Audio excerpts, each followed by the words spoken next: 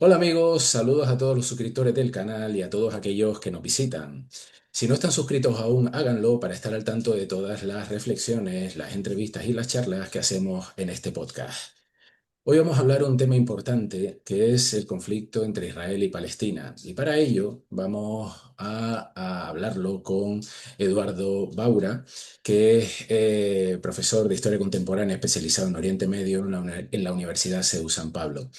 Eduardo, muchísimas gracias por estar con nosotros hoy. Muchas gracias a ti.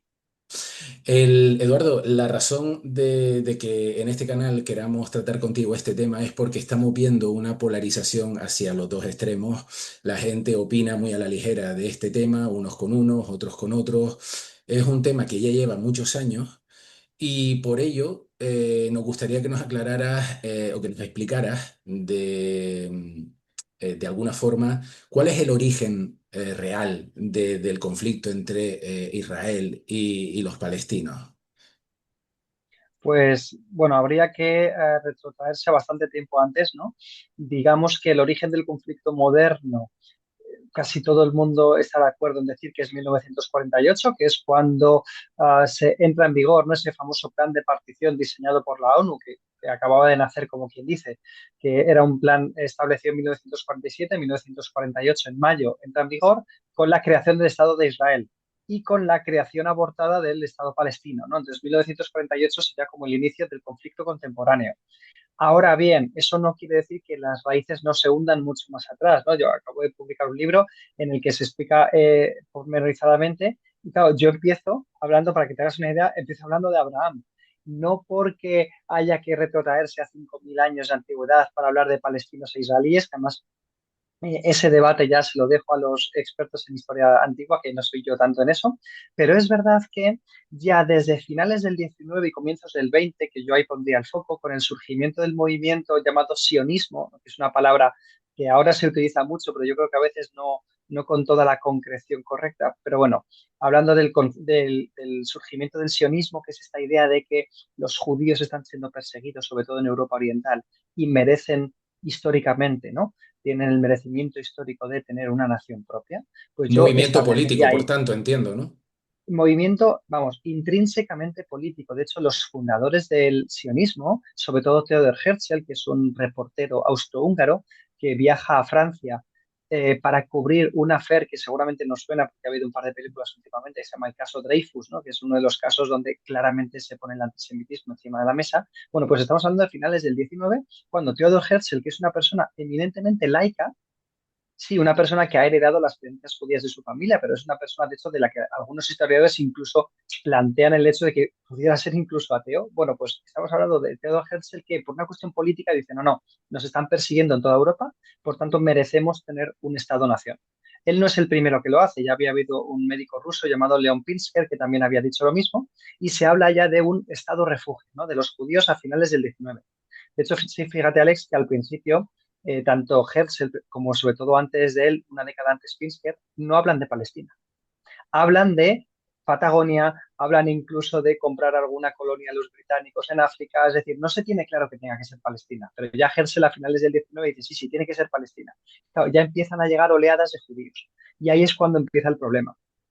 Hay que decir de todas maneras, y también para huir de esa polarización que tú mencionabas antes y con lo que estoy, vamos, radicalmente de acuerdo, que es que parece que antes no había judíos en Palestina y siempre ha habido presencia judía en Palestina.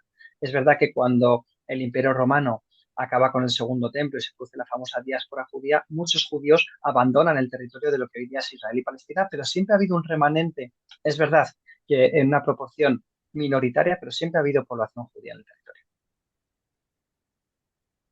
Eh, Siempre se está hablando del concepto de la convivencia, ¿vale? En aquellos tiempos ya había buena convivencia. Los judíos que había allí con los palestinos en aquel territorio, estamos hablando de aquella época, mucho antes de, obviamente, de los tiempos modernos.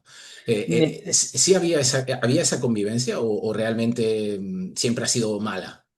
Sí, vamos a ver, si nosotros por palestino, que ese sería otro debate, entendemos una persona árabe, am, normalmente musulmán, que no tiene por qué serlo, porque hay palestinos también cristianos, ha habido una convivencia bastante pacífica durante toda la Edad Media y la Edad Moderna y el comienzo de la contemporánea. Es decir, desde que la zona se islamiza, es decir, desde que los sucesores de Mahoma, ya por el año 7 después de Cristo, toman el control de lo que hoy día es Israel y Palestina, sí ha habido una convivencia de esa población árabe mayoritariamente musulmana con los judíos. Y de hecho esto está atestiguado durante prácticamente 12-13 siglos. Esto fue especialmente patente cuando entra el Imperio Otomano, ¿no? Durante la Edad Media, finales de la Edad Media, comienzos de la Edad Moderna, el Imperio Otomano conquista la región y además los otomanos, que ni siquiera son árabes, que son turcos, de origen turco, étnicamente hablando, que son musulmanes, no son especialmente integristas y permiten que esa población judía siga viviendo allí. Y esto es así hasta finales del siglo XIX, comienzos del XX. Había habido una convivencia pacífica. Tenemos muchísimos testimonios documentales de muchísimas familias judías que sus vecinos árabes eran sus vecinos y sus amigos y celebraban fiestas juntos. Hay una novela de Julia Navarro muy conocida que yo recomiendo a todo el mundo que se llama Dispara, yo ya estoy muerto, que narra esto muy bien, ¿no? Como una familia judía y una familia árabe musulmana eran vecinos y eran amigos durante siglos. Y esto se empieza a estropear a comienzos del siglo XX con lo que hemos dicho, con esa oleada progresiva de judíos y con la mala gestión que primero los otomanos y luego sobre todo los británicos van a hacer de esta convivencia durante la primera mitad del siglo XX. Eso te iba a preguntar porque las potencias coloniales, como siempre, organizando líos por todo el mundo. Entonces, la siguiente pregunta que te iba a hacer era, qué papel tuvieron realmente las potencias coloniales en el desarrollo de todo este conflicto? Porque entiendo yo que primero los otomanos y después los británicos, creo que también de alguna manera los franceses, eh, ahí empieza a torcerse todo. ¿Puedes contarnos cómo discurrió el tema? Totalmente, mira, para que te hagas una idea, cuando empiezan a llegar esas primeras aliyot, que es como le llaman los judíos en hebreo, las oleadas migratorias, estábamos hablando de que en la zona de que hoy día es Israel y Palestina, a comienzos del siglo XX, habría en torno a un 8 o un 9% de judíos. Y el resto serían árabes, mayoritariamente musulmanes, pero algunos también cristianos y luego de otras confesiones como los drusos, etc. Bueno, ¿qué es lo que sucede? Que llega la Primera Guerra Mundial. Cuando llega la Primera Guerra Mundial, todo eso es zona del Imperio Otomano y el Imperio Otomano se alía junto con los alemanes y los austrohúngaros contra una coalición de rusos, británicos, franceses. Por tanto, tenemos a Gran Bretaña, que sigue siendo el gran imperio colonial de la época, enfrentada con los otomanos. Y durante la Primera Guerra Mundial, los británicos, para dañar los intereses de los otomanos, que son sus rivales en la guerra, deciden fomentar, sabotear desde dentro al Imperio Otomano, haciendo un acuerdo, británicos por un lado, con los líderes de las comunidades árabes e islámicas que estaban dentro del Imperio Otomano. Para todos los espectadores que tú tienes que hayan visto Lawrence de Arabia o que se hayan leído el libro que escribió Lawrence de Arabia, esto se plasma muy bien, ¿no? Cómo los británicos, ayudados de estos árabes musulmanes, bajo la promesa a los árabes, y aquí viene lo interesante y lo terrible, de que, bueno, si nos ayudáis a sabotear el Imperio Otomano, cuando termine esta guerra, que es la Primera Guerra Mundial, tendréis ese gran sueño de una gran Arabia que lleváis anhelando tantas décadas, bueno, pues ayudadnos a sabotear a los otomanos y tendréis esta gran Arabia. Pero a la vez que hacían esa promesa los británicos a los árabes, también por la parte de atrás, y si que supieran los árabes, los británicos habían prometido a los judíos en la famosa Declaración Balfour de 1917 exactamente lo mismo. Oye, si nos ayudáis en el esfuerzo de la guerra, en el caso de los judíos, no para sabotear a los otomanos, sino para convencer a Estados Unidos de entrar en la guerra, gracias al famoso lobby judío que hay en Estados Unidos, pues tendréis ese hogar nacional judío con el que lleváis soñando varias décadas, ¿no? Por tanto, como luego reconocerán líderes británicos décadas después, le vendieron el mismo caballo a dos compradores diferentes. Y efectivamente, a la vez que con una mano lo prometían a los árabes y con otra mano lo prometían a los judíos, con una tercera mano, por así decirlo, habían pactado con los franceses, o sea, coincidiendo 1916-1917, habían pactado con los franceses en los acuerdos de Sykes-Picot que cuando terminara la guerra se iban a repartir la zona en zonas de influencia. Una zona de influencia británica y una zona de influencia francesa. Y así fue, termina el Tratado de Versalles y aunque, y esto lo cuento en el libro, que es una cosa que en España no se sabe mucho, aunque los líderes judíos y árabes estaban de acuerdo en el futuro de la región y se habían puesto de acuerdo, presentan un acuerdo conjunto firmado, fíjate, hoy nos suena a ciencia ficción, ¿eh? Pero firmado por los líderes sionistas y por los líderes de la comunidad árabe islámica, lo presentan en Versalles y en Versalles no hacen caso Y efectivamente lo que hacen es que los británicos se queden en el control de toda la región de Israel y Palestina y los franceses toda la actual Siria, Jordania, etcétera. Perdón, Siria, Líbano y los británicos también se quedan en la zona de Jordania, ¿no? Por tanto, efectivamente vemos que tiene un papel preponderante. De hecho, es que los británicos desde 1922 están poseyendo la región mediante un protectorado hasta 1948. Y ahí es cuando empiezan a emigrar más judíos, claro, lógicamente huyendo de una Europa cada vez más dominada por los nazis, empieza a haber una población judía de 25 o 30% y los británicos son incapaces de gestionar todo el lío que ellos mismos han montado con sus falsas promesas, claro. Pero una pregunta, Eduardo. Lo que entendemos por sionismo, ¿vale? En aquel momento, cuando los británicos se encuentran con aquello, que ellos mismos efectivamente habían, como siempre a lo largo de la historia, los británicos liándola, eh, ¿el sionismo realmente ya tenía decidido que debía ser esa región o era por un tema de necesidad? Para entonces ya se había decidido, o sea, el debate de dónde tiene que estar el Estado Nacional Judío, sobre todo es a finales del siglo XIX. Pero luego ya cuando Theodor Herzl se erige como la figura preponderante del sionismo, por ejemplo, en el Congreso Mundial del Sionismo de Basilea en 1897, ahí ya se deja por escrito que la patria tiene que ser Palestina. Concretamente Jerusalén, por la carga simbólica, no tanto religiosa, sino por la carga cultural histórica que tiene Jerusalén. ¿No? Lo que siempre se cuenta de que los judíos brindaban por ¿no? en la Pascua judía, bueno, pues el próximo año en Jerusalén. Pero claro, a veces esto se lee con una visión religiosa y yo no estoy tan de acuerdo. También es que en el judaísmo lo religioso de lo cultural a veces es difícil distinguirlo, ¿no? Pero vamos, te pongo un ejemplo para que también tus telespectadores lo vean de manera más clara. Theodor Herzl llegó a visitar Jerusalén y cuando visita Jerusalén, Theodor Herzl sale asqueado de la visita a la ciudad. No le gusta nada lo que ve. Dice que son piedras cargadas de demasiado simbolismo y de demasiado pasado. Es más, el plan de Theodor Herzl es que si en algún momento llegan a construir ese Estado nacional judío en la zona del actual Israel, del actual Palestina, sería en una Jerusalén como capital, pero construyendo una Jerusalén laica a las afueras de la actual Jerusalén. Porque, como digo, a él le parecía una ciudad maloliente, creo que dice en sus memorias, como diciendo, esta zona no merece la pena de visitarla, sino que sí, tiene que ser una capital que esté alejada de ese simbolismo religioso. Por tanto, el proyecto de Israel al principio es un proyecto laico. Es más, es que no nos tenemos que olvidar que los más ultraortodoxos, incluso actualmente, estoy pensando, por ejemplo, en una facción de los ultraortodoxos que se llama Natura y Carta, ellos dicen que el Estado de Israel, que la fundación del Estado de Israel es una fundación herética. ¿Por qué? Porque según el Talmud, según la tradición religiosa judía, tiene que ser el Mesías el que cree el reino de Israel. Y por tanto, según ellos, lo que han hecho en 1948 David Ben Gurión y compañía y los demás líderes israelíes ha sido adelantarse al Mesías y hacer una fundación laica, lo cual es herético. Por tanto, incluso dentro del judaísmo hay muchas dudas sobre que efectivamente el Estado de Israel se corresponda con una visión religiosa, ¿no? Por así decirlo. ¿Qué es lo que ocurrió bajo control británico para que unas comunidades que en principio, años atrás, no se llevaban mal, palestinos, israelíes, eh, para que aquello se descontrolara y empezaran los problemas entre israelíes y palestinos?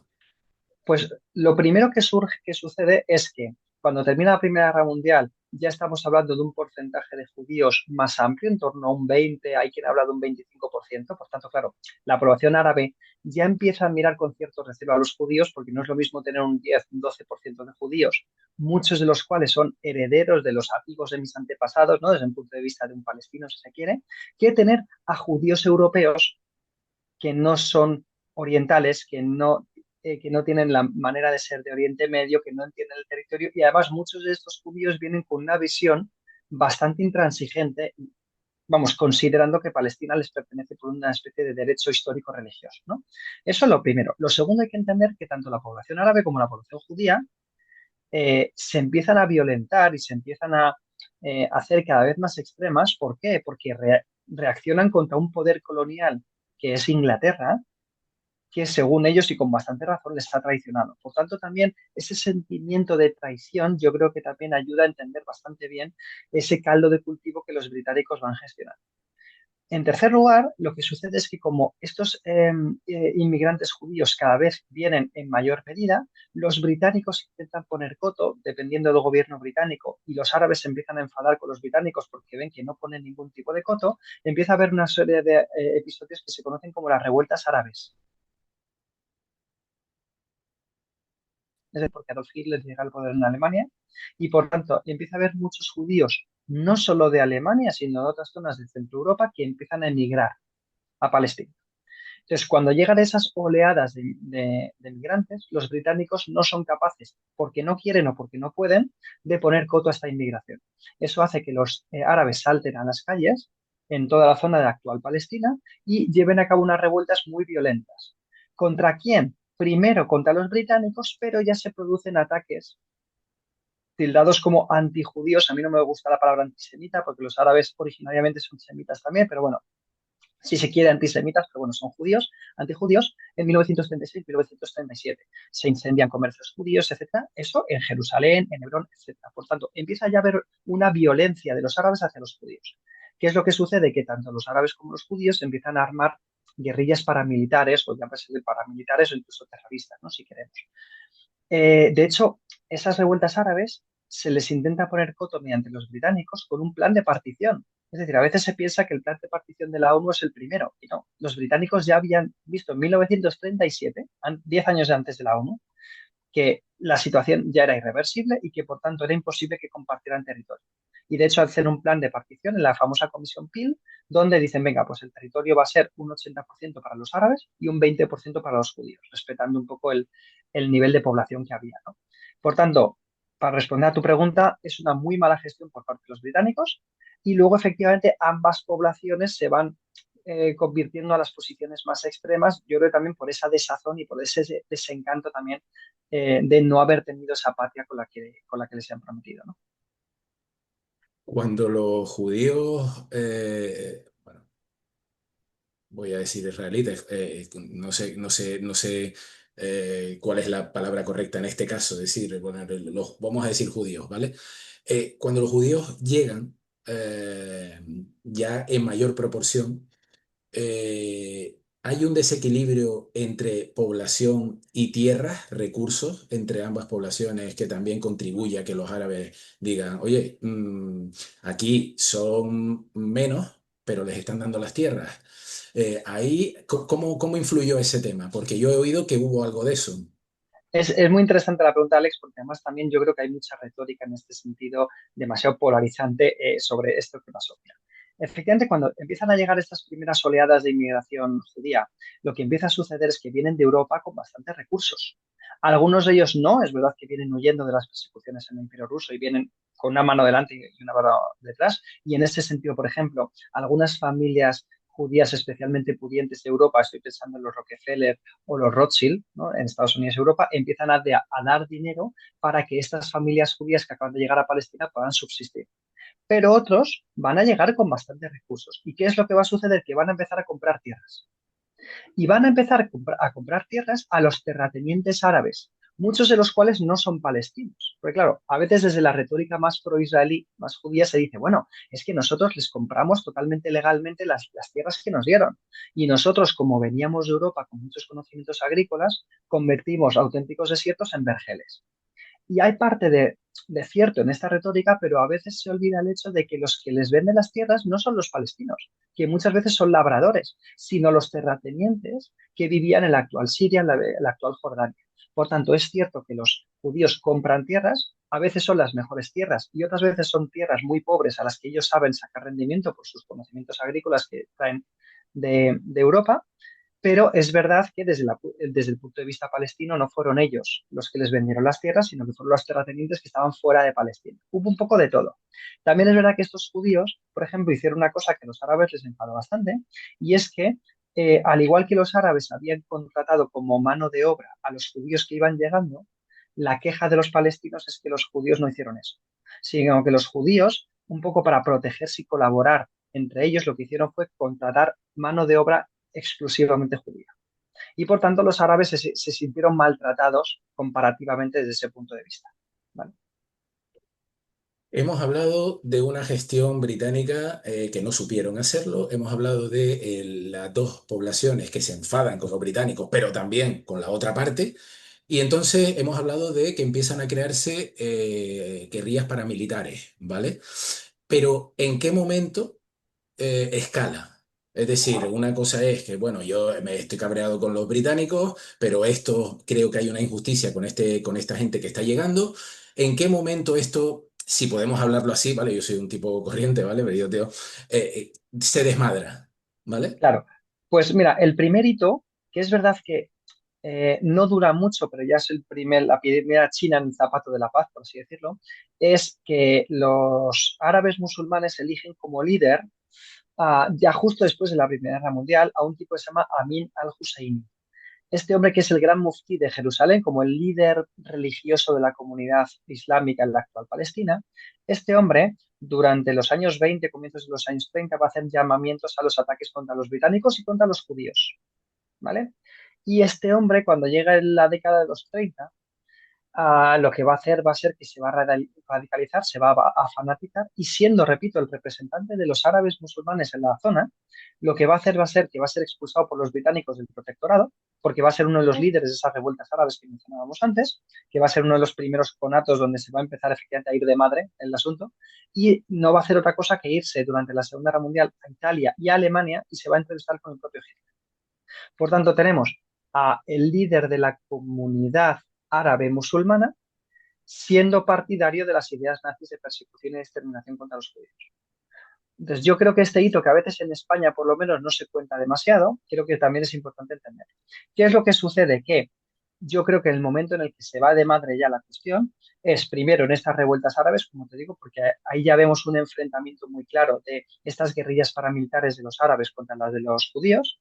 Es verdad que durante la Segunda Guerra Mundial los enfrentamientos decaen, pero va a ser terminar la Segunda Guerra Mundial y ahí se va a recrudecer la violencia.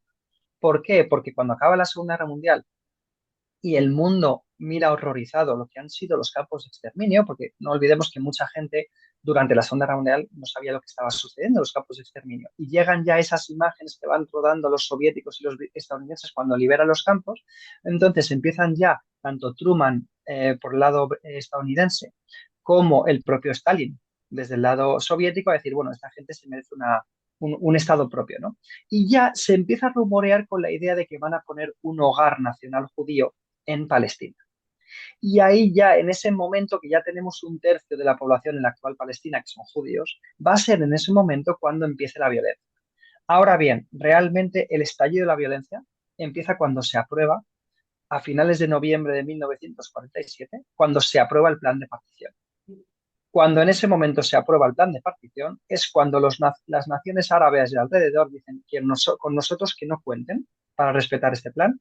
Y cuando ya entre que se aprueba ese plan de partición, que es noviembre del 47, y que entra en vigor, que es el 15 de mayo de 1948, en esos 6 o 7 meses de impasse, ahí se va a producir una auténtica guerra civil entre las guerrillas paramilitares judías y las guerrillas paramilitares árabes. Por tanto, yo diría que en 1947 es cuando se produce el estallido de la violencia. ¿Por qué? Porque ambos grupos quieren que por la fuerza de los hechos, cuando se implemente y entre en vigor el plan el 15 de mayo, pues que por la fuerza de los hechos hayan rascado, por así decirlo, como más territorio al otro, ¿no? Entonces yo creo que ese es el momento en el que efectivamente estalla la violencia.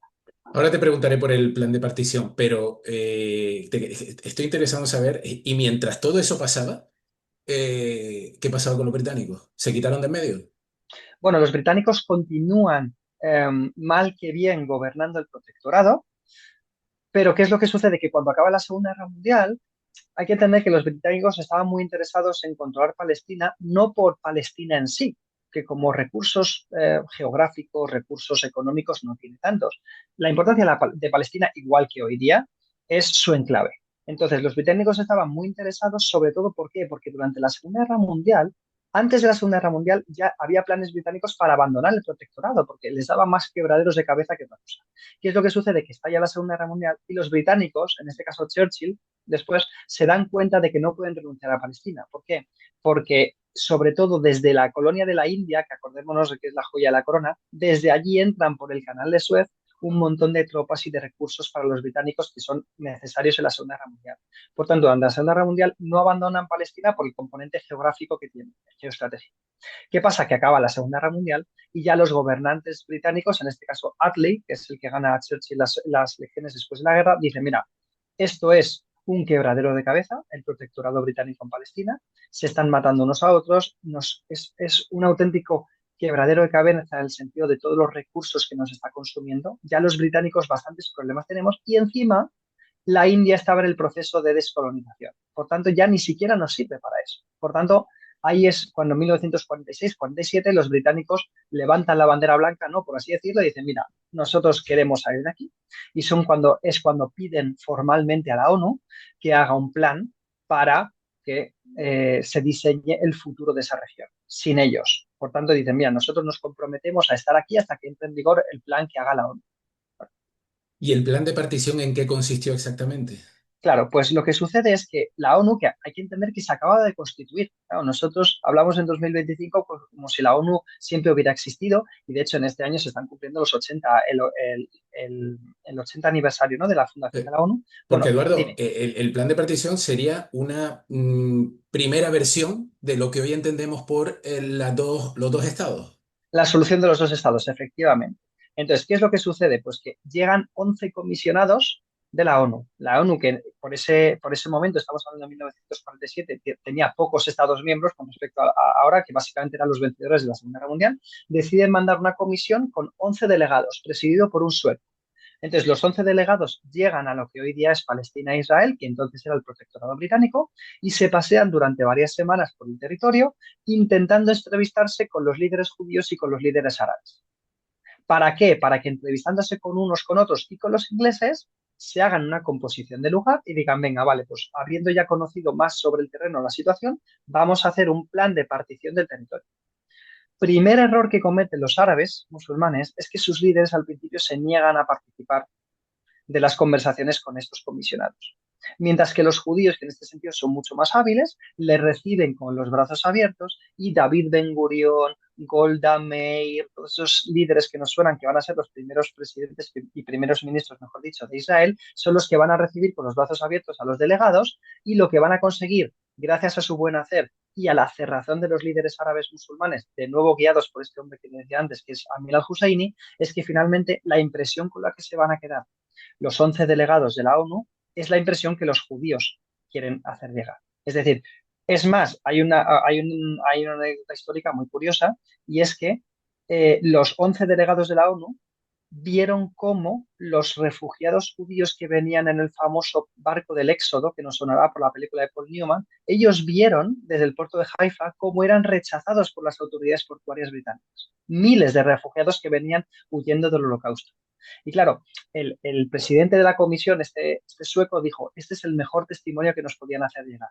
Entonces, el, esa catástrofe humanitaria sufrida por los exiliados y por supervivientes judíos caló mucho en el ánimo de los suecos, del sueco y de los otros 10 delegados. Eso es lo que hizo que cuando abandonan el territorio y se vuelven a la sede de la ONU para diseñar su plan de partición, lo que hagan es un plan que da muchos más territorios a los judíos de los que les correspondía por proporción demográfica. Eso es una célebre queja de los palestinos, que en este sentido numéricamente tienen razón, y es que al futuro Estado judío en el plan de partición se le dan el 55% de los territorios, teniendo en cuenta que eran un 30-35% de la población. Mientras que al Estado árabe, que no se llama Palestina, se le llama Estado árabe, se le da un 45% de territorio. Es verdad que luego los delegados de la ONU ante las críticas de los países árabes dicen, bueno, es que dentro de este 55% está el desierto del Negev, que es impracticable.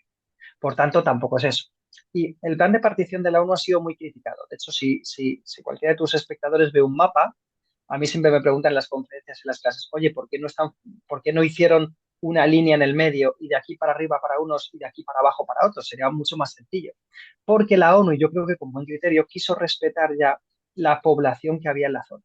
Y como los judíos se habían asentado sobre todo en la zona de la costa y en la zona del norte, hicieron que ellos se quedaran con ese territorio y al final quedó un mapa muy complicado donde el Estado árabe y el Estado judío se iban un poco a menos que a entremezclar en muchos puntos.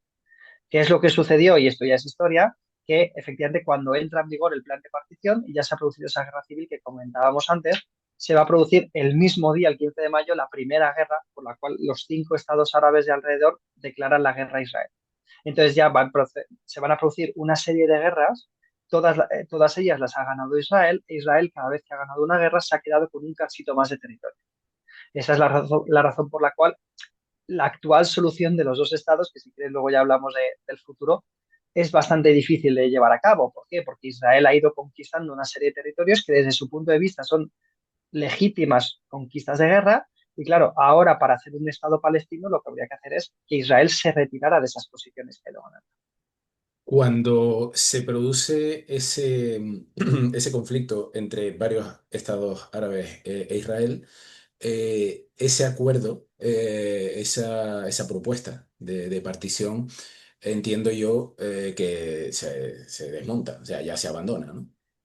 Bueno, es que al principio lo que hay que decir es que en esa guerra civil de varios meses, ya lo que habían hecho los líderes judíos es es hacer un estudio de la región y ellos habían dicho, David Ben Gurión, etcétera, etcétera, habían dicho, bueno, cuando se lleve a cabo, cuando entre en vigor el plan, los judíos nos tenemos que haber asegurado de dos cosas. Primero, tenemos que declarar oficialmente el nacimiento del Estado judío antes de que entre en vigor el plan de partición, y en eso son muy inteligentes, porque el plan de partición entra en vigor el 15 de mayo del 48 y David Ben Gurión en el Museo de Bellas Artes de Tel Aviv declara el día anterior oficialmente el nacimiento del Estado de Israel. Por tanto, ya cuando entra en vigor, ya Israel ha sido declarado oficialmente. Es más, con el respaldo de Estados Unidos y la Unión Soviética, porque ambos gigantes en ese momento querían atraerse a Israel en la naciente Guerra Fría que habría. Pero Y la obviamente la segunda, oposición de los estados árabes, claro. totalmente, claro. Y la segunda cosa que tienen clara los líderes judíos, que esto es muy polémico, y esto es una reclamación histórica desde el punto de vista palestino, incluso yo diría árabe, es que lo que dicen los judíos es, y esto hay muchísimos documentos internos que lo prueban, dicen estos líderes judíos, por ejemplo, el propio David Ben Gurión, es insostenible un Estado judío tal y como lo plantea la ONU, porque la ONU lo que plantea es que la gente no tenga que irse de sus casas. Y nosotros, conociendo cuál es la situación de enemistad que hay con nuestros vecinos árabes, es imposible que sobreviva un Estado judío con la mitad de la población siendo árabes musulmanes. Y documentos internos del naciente Estado de Israel ya demuestran que hablaban de una cifra que es un 80%, donde decían, nos tenemos que asegurar de que como mínimo el 80% de los pobladores de Israel sean judíos. Y con ese objetivo en marcha, llevaron a cabo lo que los árabes llaman la Nakba, que es esa limpieza étnica por la cual, mediante estas guerrillas paramilitares judías, la más famosa de las cuales es el Irgun, pero también está el Stern, etcétera, etcétera, fueron, perdona por el verbo, pero yo creo que se entiende mejor, fueron limpiando muchas zonas del futuro Estado judío de árabes, expulsándoles de sus casas, etcétera, etcétera. Por tanto, el plan de partición ya empezó a incumplirse desde el primer día, mediante esa guerra civil. Y efectivamente, como tú muy bien decías, cuando empieza lo que los israelíes llaman la guerra de independencia y lo que los árabes llaman la Nakba, ¿no? El desastre de 1948-1949, que es esta primera guerra de Israel contra Jordania, Siria, Egipto, Líbano e Irak, que gana Israel contra todo pronóstico, por lo menos al principio, ya Israel va comiendo territorio a ese futuro Estado árabe que nunca se ha llegado a fundar, porque esta es otra de las cosas que hay que contar,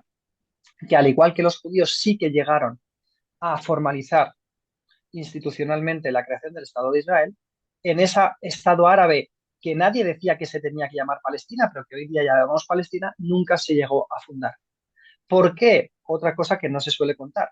Porque en el fondo el Estado árabe no es que no nazca porque Israel se lo come en esa primera guerra, no, no, sino que es que son los propios estados árabes vecinos los que lo invaden. Es decir, lo que entonces era Transjordania invade Cisjordania y se lo anexiona, dando lugar a la anexión de Jordania, lo que hoy día llamamos Jordania, y los egipcios toman la franja de Gaza. Por tanto, el Estado palestino nunca llega a fundarse, lógicamente porque también Israel intenta quitar territorios, pero también porque los propios estados árabes vecinos no dejaron a Palestina surgir como nación. Hay mucho desconocimiento acerca de ese primer conflicto, que ahora te pediré que me cuentes el resto de ese primero y los demás, pero ese primer conflicto, hay mucha gente que piensa que lo iniciaron los árabes. Claro, es que vamos a ver, todo depende de dónde se empiece. Hay muchos historiadores, sobre todo los más partidarios del ámbito palestino, por así decirlo, que lo que dicen es efectivamente, Israel lo inicia en dos sentidos. Primero, porque ya declara la fundación del Estado de Israel un día antes, lo cual ya supone no aceptar los tiempos que había marcado la ONU. En segundo lugar, ya lo inicia haciendo esa expulsión forzosa de cientos de miles de árabes musulmanes que les echan sobre todo a la zona de Jordania. Y en segundo lugar, efectivamente, aunque siempre se ha dicho que son los 5 estados árabes de la región los que declaran la guerra a Israel, es verdad que ellos declaran la guerra, pero parece ser, y aquí hay dudas, yo no soy un experto militar, pero efectivamente yo también he leído que hay algunos historiadores, los más expertos en cuestiones militares, que dicen que fueron tropas israelíes las primeras que avanzaron. Yo a tanto detalle la cuestión militar no la conozco. Lo que sí que sé efectivamente es que la declaración de guerra se produjo por parte de los estados árabes a Israel y no al revés. Eso está 100% claro. Pero que es verdad que hay dudas y hasta donde yo sé no se tiene una documentación clara que pueda probarlo en un sentido o en otro, que por lo menos dejémoslo así, hay dudas sobre si realmente fueron tropas israelíes las primeras que avanzaron. Lo que está claro es que tampoco el ataque árabe fue cohesionado. De hecho, uno de los motivos por los que Israel gana es porque cada uno de los 5 estados árabes tenía unos intereses diferentes y no se ponen de acuerdo entre ellos, lógicamente. A tu juicio, ¿en qué momento se acabó toda posibilidad de entendimiento entre los dos bandos? ¿Hasta donde hemos contado Mm, hasta ahora? Pues mira, ¿Hay algún momento en el que tú digas todavía aquí se podía haber intentado el entendimiento? los acuerdos de Oslo. Es decir, cuando se firman los acuerdos de Oslo en 1993, que además son importantes porque aunque ya Israel había acordado la tregua, la paz, con algunas naciones árabes por separado, sobre todo con Egipto en 1978, todavía quedaba, porque hay que recordar que las primeras guerras no son entre israelíes y palestinos, son entre israelíes y los estados árabes de la región. ¿Qué es lo que sucede? Que llegaba un momento que una vez firmada la paz con Egipto y una vez avanzadas las conversaciones con Jordania, que se rubrican en 1994, había que firmar la paz con los propios palestinos, porque en 1987 la violencia había vuelto a las calles de Palestina con la primera intifada, había surgido Hamas, etcétera. Entonces, ¿qué es lo que sucede? Que en 1991-1992 empiezan unas negociaciones al principio discretas y luego ya oficiales entre los israelíes y los palestinos y llegan a firmar la paz.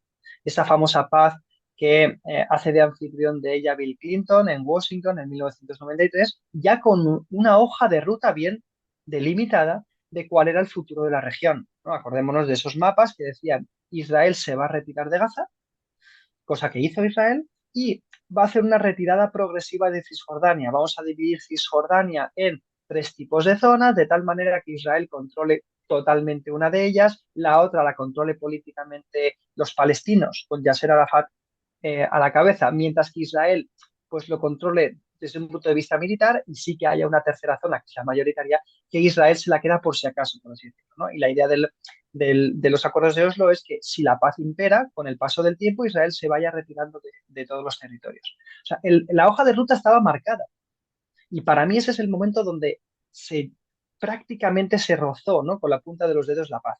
¿Qué es lo que sucede? Y esto ya desgraciadamente es historia y esperemos que no se repita con esta tregua que ahora hay, ¿no?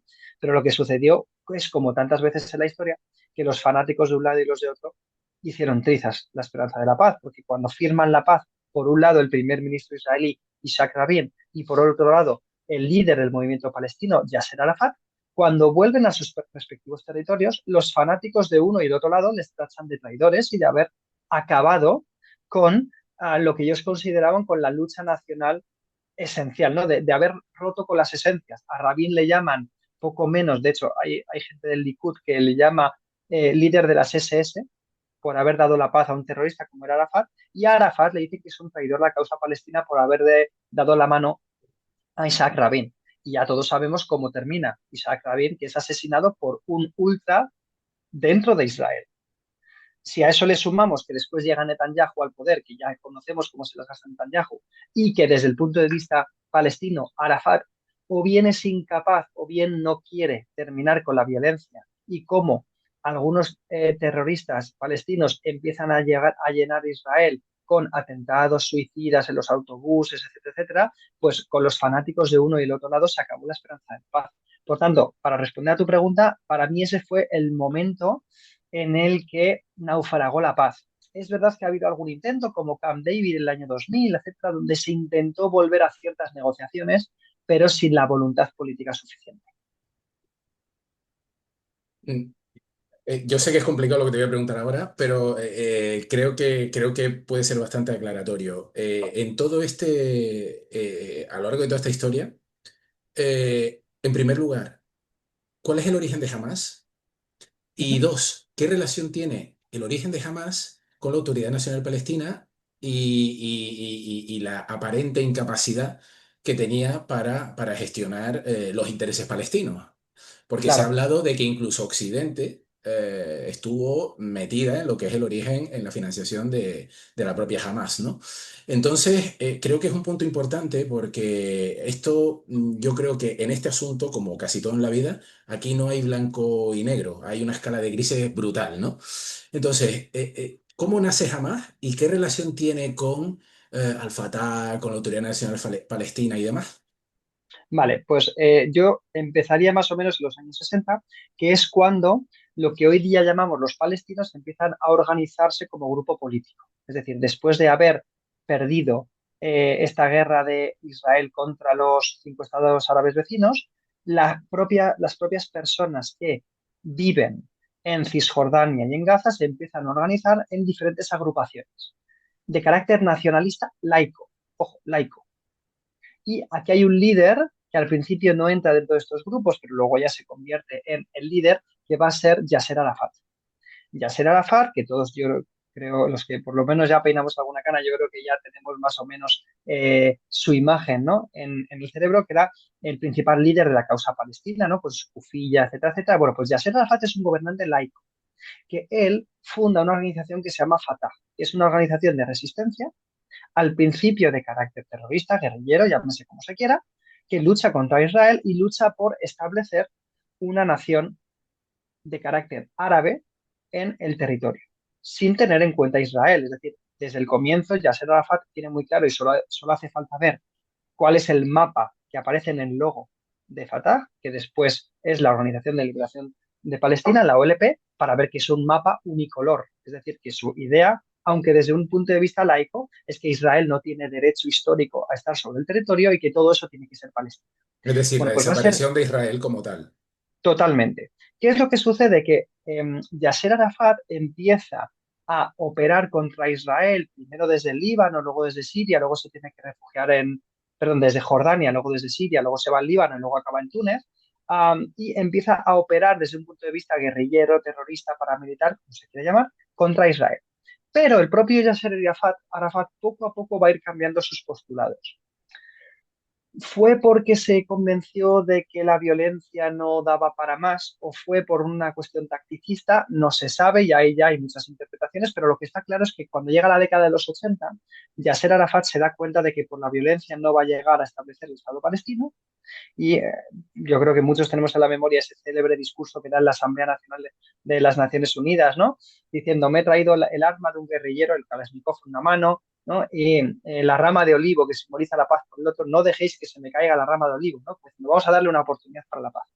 Y en ese momento es cuando se abre a negociar con los israelíes y llegarán a ese acuerdo de Oslo que hemos mencionado antes. Bueno, pues va a ser en el momento en el que la OLP, que está exiliada en Túnez, va a dar una oportunidad para la paz cuando en 1987, coincidiendo con ese momento, va a estallar la violencia en Palestina en la famosa Intifada, ¿no? Que es ese momento durante 3 años, entre el 87 y el 90, que van a arder las calles de Cisjordania y de Gaza entre las fuerzas policiales y militares de Israel y la resistencia callejera organizada en Palestina.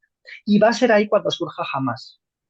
¿Qué es lo que sucede? Que Hamas, que es un grupo violento de carácter, vamos, yo, tanto la Unión Europea como Estados Unidos lo caracterizan de terrorista y yo creo que solo hace falta ver lo que pasó el 7 de octubre, ¿no? Hace ya 2 años y algunas semanas para ver que efectivamente jamás es un movimiento de carácter terrorista, que después se articula como partido político, son las dos cosas a la vez, ¿no? Como tú me decías, no es solo blanco o negro, sino que pueden ser ambas cosas las que pueden coexistir. Bueno, pues jamás es un movimiento que copia de la OLP sus fines políticos, es decir, Hamas también tiene muy claro, y de nuevo yo remito al logo de Hamas, que efectivamente en toda esa zona solo cabe el Estado palestino, no cabe Israel, pero a diferencia de la OLP, que es una lucha laica, la lucha de Hamas es islamista. Es decir, Hamas es fundada por los hermanos musulmanes, que es ese conglomerado político que opera en muchos estados árabes, que básicamente consiste en llevar a cabo un gobierno político con la bandera del Islam, para entender. Bueno, pues va a ser Hamas la que cree este partido político efectivamente con un fin político que es liberar a la zona de Palestina e Israel de los judíos y que todo eso sea Palestina, pero también con un fin islamista, es decir, de crear un califato en la zona. Y eso es Hamas. Hamas surge en 1987 y también surge, y ya termino de contestar a tu pregunta, que me parece muy interesante el matiz que has introducido, también Hamas es una causa que es abrazada por muchos palestinos, no porque sean fanáticos y no porque sean igual de fanáticos que los líderes de Hamas, sino porque los palestinos se ven traicionados por la OLP. Es decir, muchos palestinos, sobre todo los más jóvenes, veían a Yasser Arafat como un tipo que estaba acomodado en el exilio, que hablaba muy bien desde fuera, pero que se había olvidado también de lo que es estar viviendo cotidianamente en Cisjordania y en Gaza.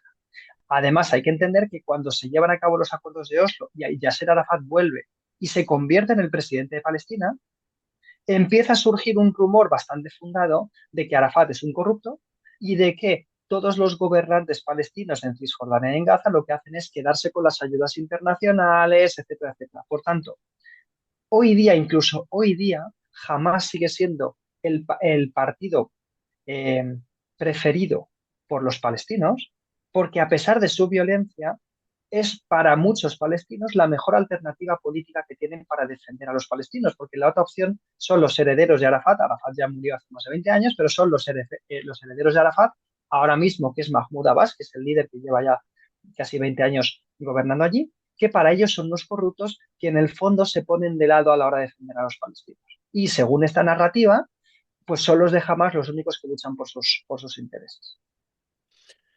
Se suele decir, bueno, antes que esto, se podría decir que Hamas es una facción de los hermanos musulmanes que estaban en Egipto. Sí, Mm. sí, de hecho, la fundación llega en un torrente, por así decirlo, que llega desde Egipto.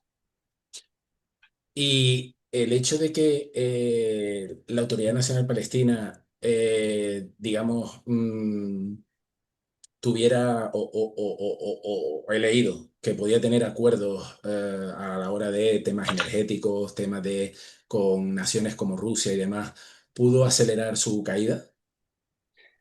Pues mira, es posible, y de hecho aprovecho para introducir un matiz que yo creo que me has preguntado en la anterior cuestión y no te había acabado de decir, que era la cuestión de la relación que tienen otras naciones con el surgimiento de Hamas y con también las relaciones con la OLP.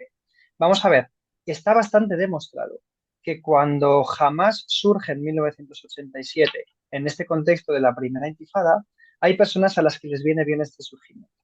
Y me explico. En ese momento en Israel siempre se tenía que el líder de la causa palestina era Yasser Arafat, ¿vale? Y siempre se identificaba Palestina con Yasser Arafat. ¿Qué es lo que sucede?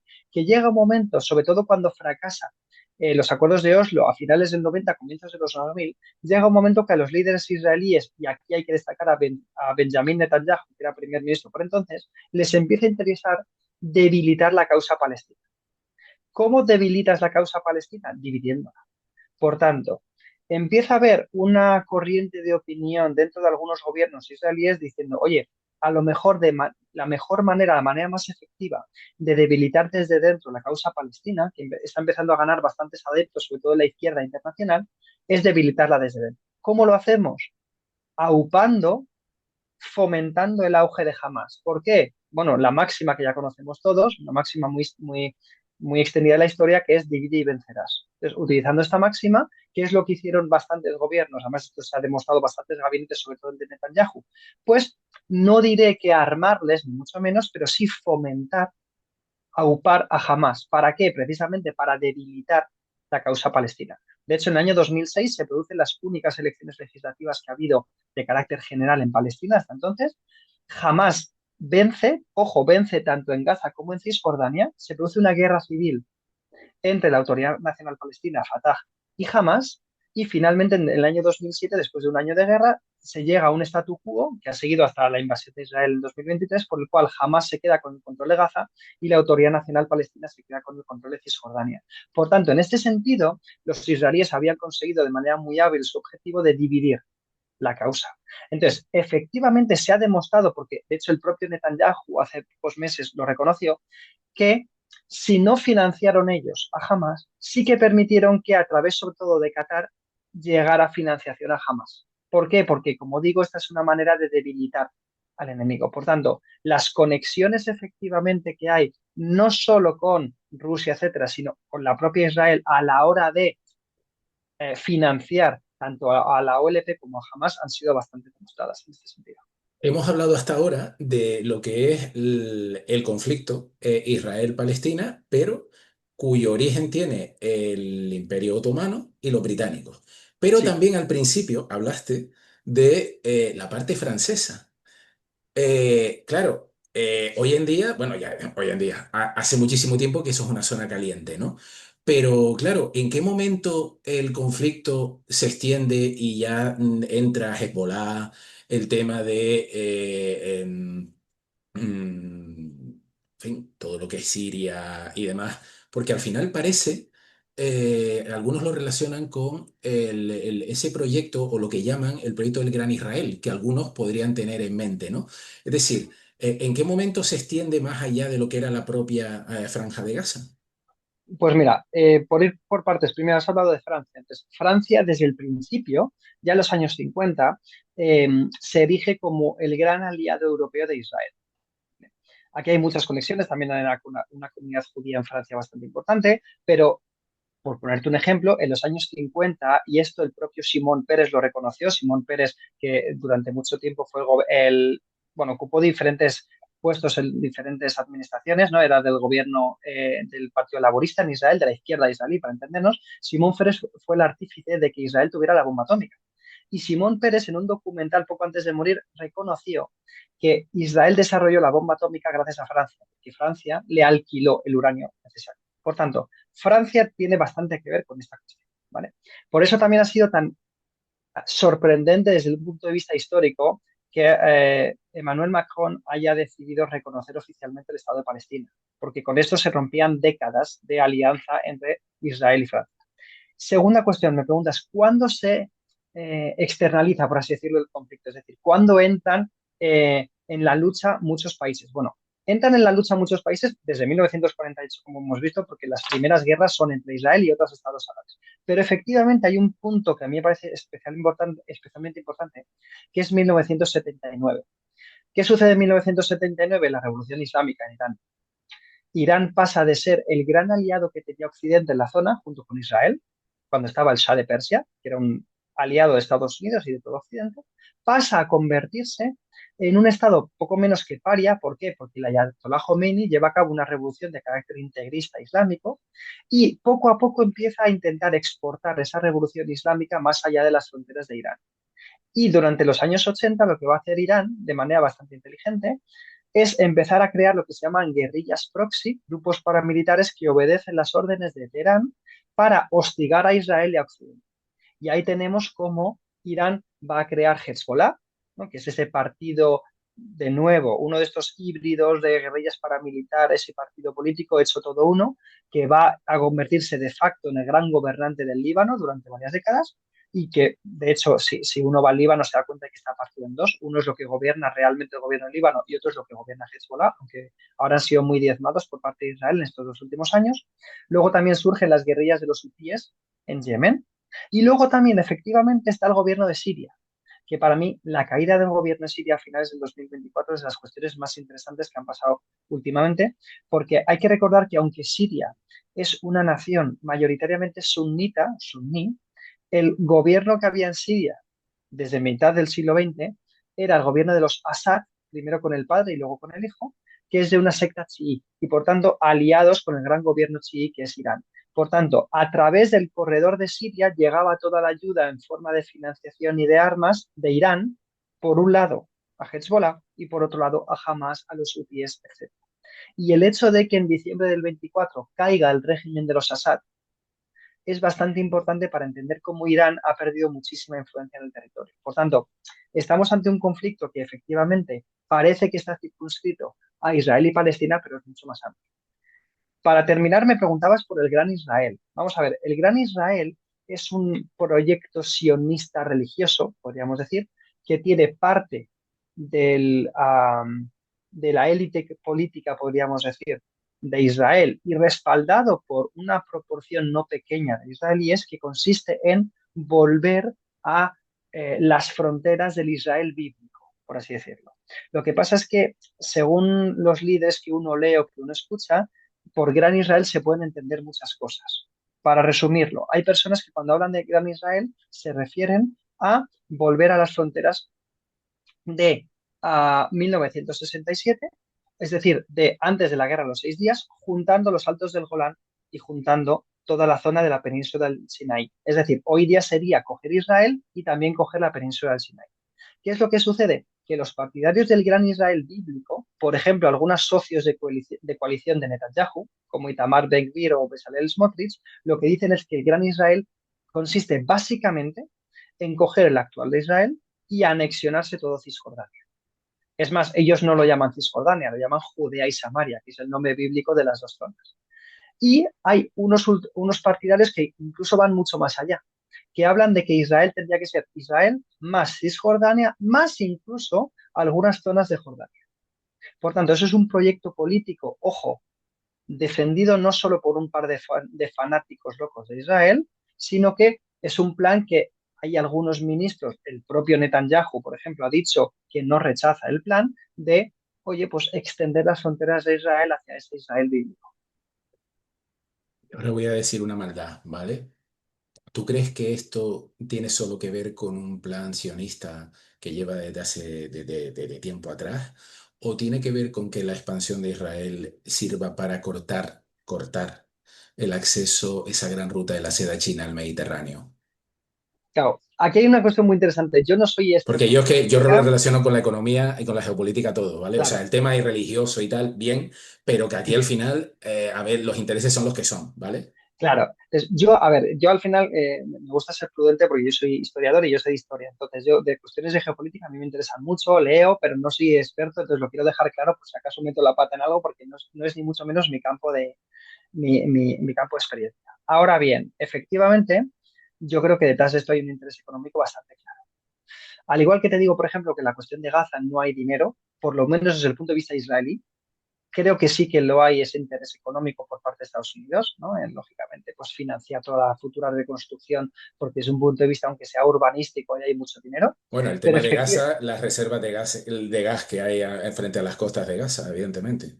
y por cierto, hago un inciso, eso también le interesa a Egipto, que aunque parece que Egipto es el gran aliado de la causa musulmana, hace un mes, cuando todavía estaban cayendo día sí día también bombas sobre Gaza, y al gobierno egipcio se le llevaba la boca hablando de nuestros hermanos palestinos, a la vez, y esto salió muy poco publicado en Occidente, habían hecho el mayor acuerdo comercial de la historia de Egipto con Israel para comprar todo el gas efectivamente que tenía Israel y que llegara a Egipto, ¿vale? Pues efectivamente el dinero está detrás de todo esto. Yo estoy completamente de acuerdo. Ahora bien, yo he estudiado bastante la figura de estos ministros ultras que tienen el gabinete de Netanyahu y en el caso de Smotrich y de Ben-Gvir, yo estoy convencido que es una cuestión ideológica. Ahora bien, que ya a más a largo plazo Netanyahu, que en este sentido no es tan fanático desde el punto de vista religioso, también tenga un interés geoestratégico y económico, no lo dudo en absoluto. Hombre, yo creo que Netanyahu el primer interés que ahora mismo tiene es que Israel esté en guerra permanente porque él personalmente dentro tiene muchos enemigos, porque una cosa es Israel y otra cosa es el gobierno de Israel, ¿vale? Totalmente. Pero es Es que más, Israel, es que Netanyahu, perdón, si para, tiene que enfrentarse a unas cuantas causas por corrupción.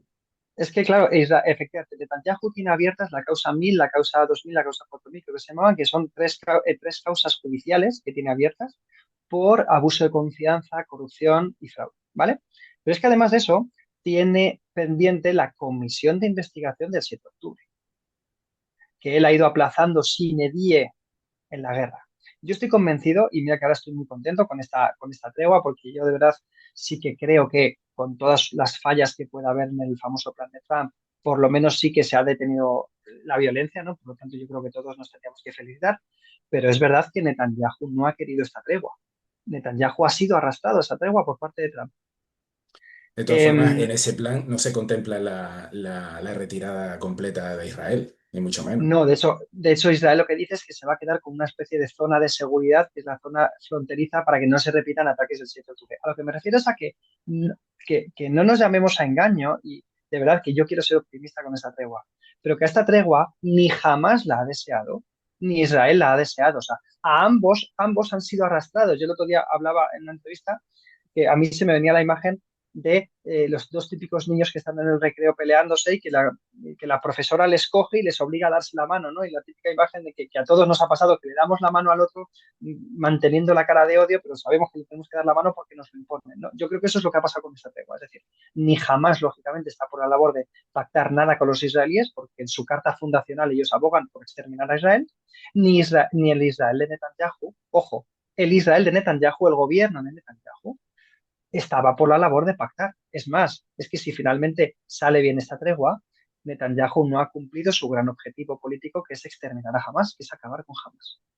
Por tanto, yo estoy convencido de que efectivamente Netanyahu no quería llegar a este acuerdo y ha sido arrastrado a ese acuerdo. Y en este caso, por ejemplo, a mí me parece que es especialmente importante eh, el bombardeo que hicieron en Qatar. Yo creo que eso es una línea roja que se saltó Netanyahu y que Trump no le ha perdonado. De hecho, el otro día se vieron las imágenes de Netanyahu, además convenientemente filtradas por el gabinete de Trump, Netanyahu levantando el teléfono delante de Trump y pidiendo perdón al príncipe catarí, ¿no? Por haberle Bueno, bombardeado. yo no sé si es pidiendo perdón o diciéndole a los cataríes que no se metan, que esto no es su problema, a ver si van a salir mal parados, a saber, ¿no? Bueno, lo que pasa es que Qatar está Porque estrechando muchos Qatar ha lazos con sido Estados refugio Unidos, ¿eh? de dirigentes de Hamas. Eso es Desde luego, conocido. desde luego, pero parece ser que también permitido por Occidente. Es Correcto. decir, yo en este sentido sí que creo que Estados Unidos está apostando muy fuerte por sus pactos con Qatar. De hecho, el otro día leía la noticia, que yo creo que es una noticia real, lo que pasa es que uno ya no sabe lo que es real y lo que es fake, diciendo que han hecho un acuerdo militar por el cual incluso va a haber una base militar catarí dentro de Estados Unidos. Es decir, estamos hablando ya de unas alianzas de Estados Unidos con Qatar bastante fuertes. Por tanto, yo creo que ahí Netanyahu no midió. Ahora bien, lo que está claro es que ahora mismo hay una tregua, pero el hecho de que se firme una tregua no quiere decir que se firme la paz. O sea, todavía va a haber que nadar mucho para ver que realmente hay una paz. Y no nos llamemos a engaño. La paz no significa que se reconcilien ambos pueblos. Yo a estas alturas, en 2025, eso lo veo muy complicado. Han pasado muchas cosas, se ha derramado mucha sangre, sobre todo en los últimos 2 años, pero bueno, no hace falta tampoco que dos pueblos se reconcilien para que haya paz. Se puede llegar a la paz y a una convivencia pacífica sin que haya una reconciliación. Basta ver Corea del Sur, Corea del Norte y tantos ejemplos, ¿no? India y Pakistán. Entonces yo aspiro a eso y ojalá se llegue a eso. Siempre se ha dicho, no lo pongo en duda, de que Israel es la única democracia que hay en la zona.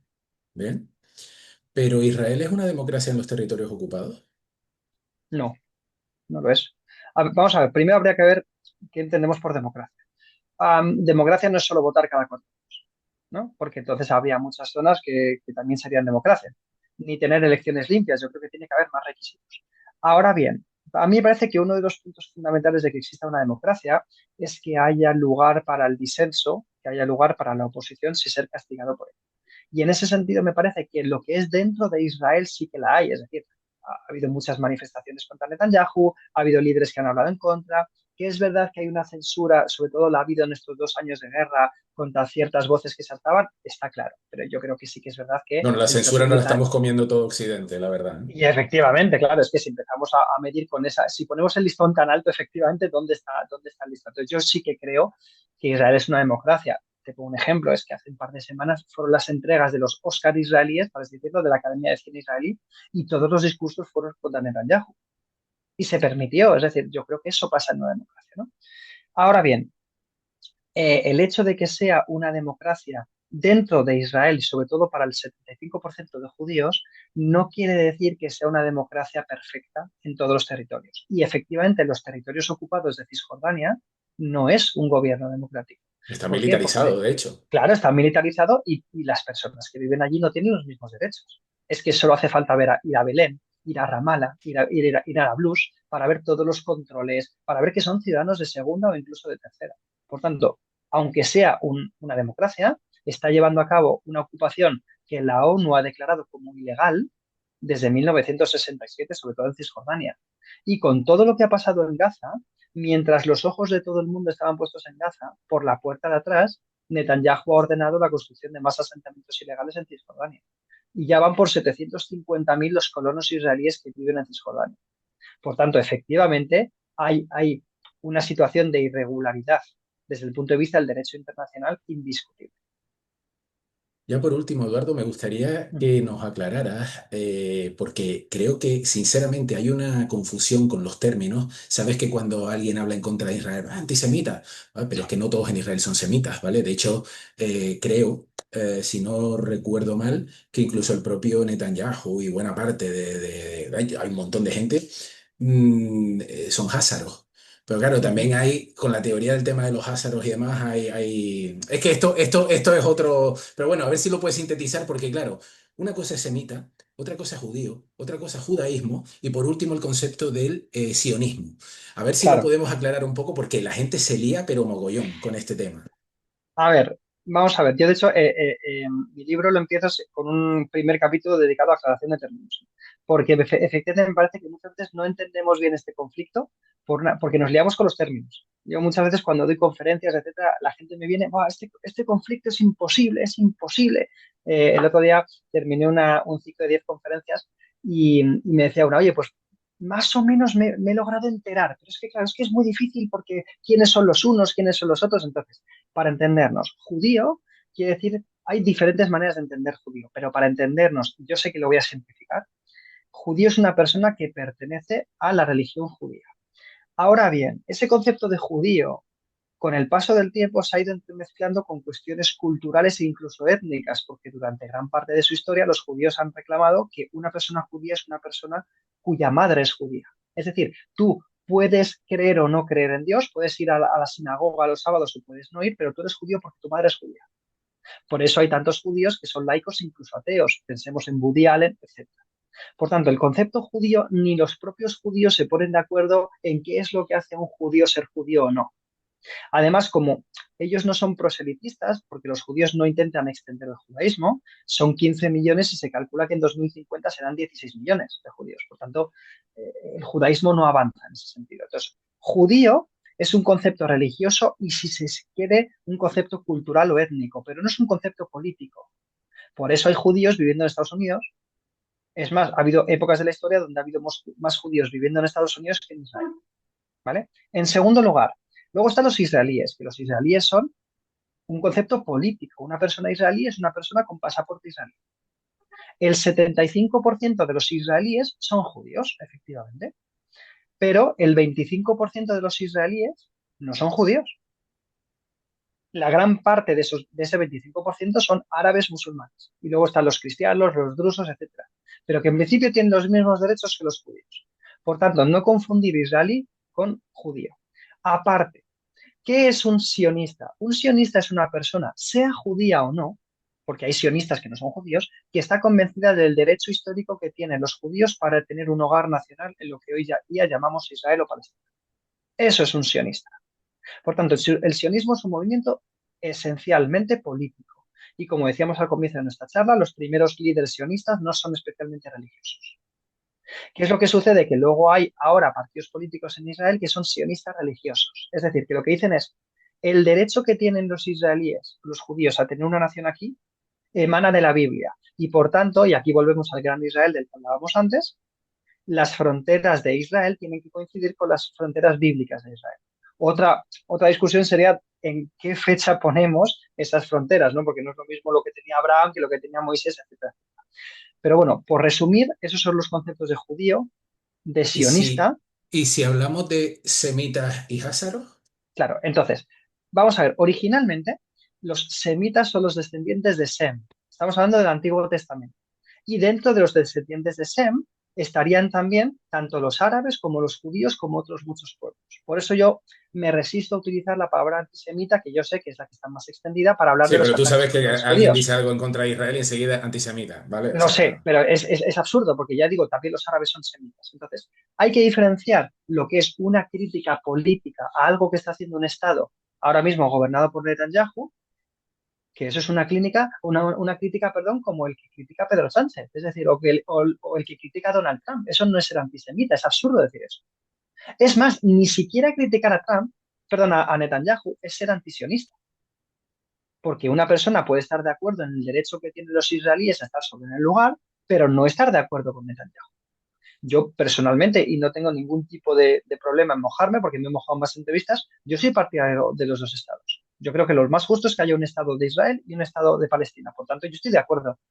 En ese sentido, sería sionista en el sentido de que yo estoy de acuerdo en que Israel exista, porque me parece que fue aprobado por la ONU y por muchos otros motivos. Ahora bien, yo he criticado y sigo criticando muchísimo al gobierno de Netanyahu. Ahora, lo que sí que me parece un error, por ejemplo, es lo que hizo el gobierno español, Pedro Sánchez, en decir que el Estado de Israel es un Estado genocida. Porque ahí lo que tú estás diciendo no es que el gobierno sea genocida. Y no voy a entrar en el hecho de si se ha cometido un genocidio o no. Lo que estoy diciendo es que cuando Sánchez dice que Israel es un Estado genocida, está generalizando la acusación de genocidio a todo el Estado de Israel. Y está diciendo que el Estado en sí es genocida.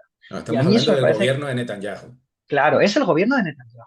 Es igual que, es que los israelíes son, no, no, los israelíes no, es que el gobierno de Netanyahu, repito, al que yo ya lo he demostrado en esta hora y pico que llevamos, que critico muchísimo, pero una cosa es criticar a Netanyahu y otra cosa es criticar a todo Israel. Por tanto, una cosa es sionista, otra cosa es semita, otra cosa es judío y otra cosa es Israel. Ya por último, ¿qué fe le tienes tú a la creación de dos estados? Vamos Porque a yo ver, creo que a estas yo alturas, dentro de cada una de las comunidades, ya hay gran proporción que yo creo que ya ni creen eso, ¿eh?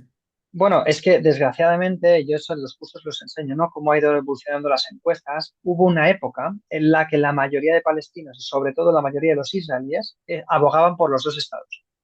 ¿Qué es lo que sucede? Llega el 7 de octubre, que además jamás, de manera bastante sorprendente, aunque bueno, siendo cínico o hipócrita políticamente no tanto, ataca a la izquierda israelí, cuando ataca a los kibbutzim y cuando ataca al festival de música, lo que hace es atacar a la izquierda israelí, que abogaba por la paz de los palestinos. Por tanto, muchos de los partidarios dentro de Israel, de otros estados, dejan de serlo. Y hoy mismo, hoy día, las últimas encuestas que leí, no llegaba al 40% de los israelíes los partidarios de los estados y en Palestina tres cuartas partes de lo mismo. Por tanto, el primer inconveniente para la solución de los dos estados es que no haya una mayoría ni de israelíes ni de palestinos que estén de acuerdo en la solución de los dos estados. Y ya me parece un inconveniente importante. Eso en primer lugar. Segundo lugar, si tú dices que tiene que haber un estado palestino, lo que tienes que hacer primero es unificar Palestina, porque está Gaza por un lado y Cisjordania por el otro. No puede haber un nuevo estado que esté partido en dos.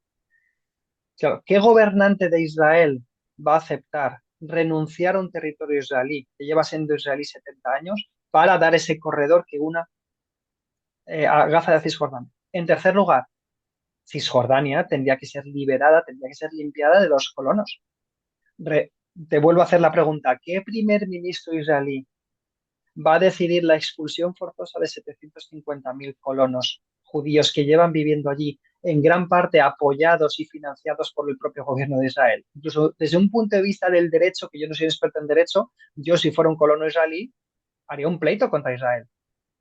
Si me quisieran echar de un territorio en el que ellos mismos me han animado en otras épocas a estar. Por tanto, para mí la solución de los dos estados tiene bastantes, no diré inconvenientes, pero sí que tiene muchos obstáculos. Ahora bien, por una cuestión de justicia histórica, yo creo que es la única solución a largo plazo. Pues muy bien. Eduardo, te agradezco muchísimo las aclaraciones, ha sido muy didáctico y la verdad es que me has aclarado muchas cosas y espero que a todos nuestros televidentes también. Y espero volverte a tener en el canal para hablar de otros temas también que me parecen importantes de la zona. Muy bien, pues muchísimas gracias, Alex. Da gusto tener además así entrevistas que no están tan pautadas por el tiempo, donde uno se puede explayar a gusto, así que ha sido un placer. Muy bien, Eduardo, muchas gracias. Muchas gracias.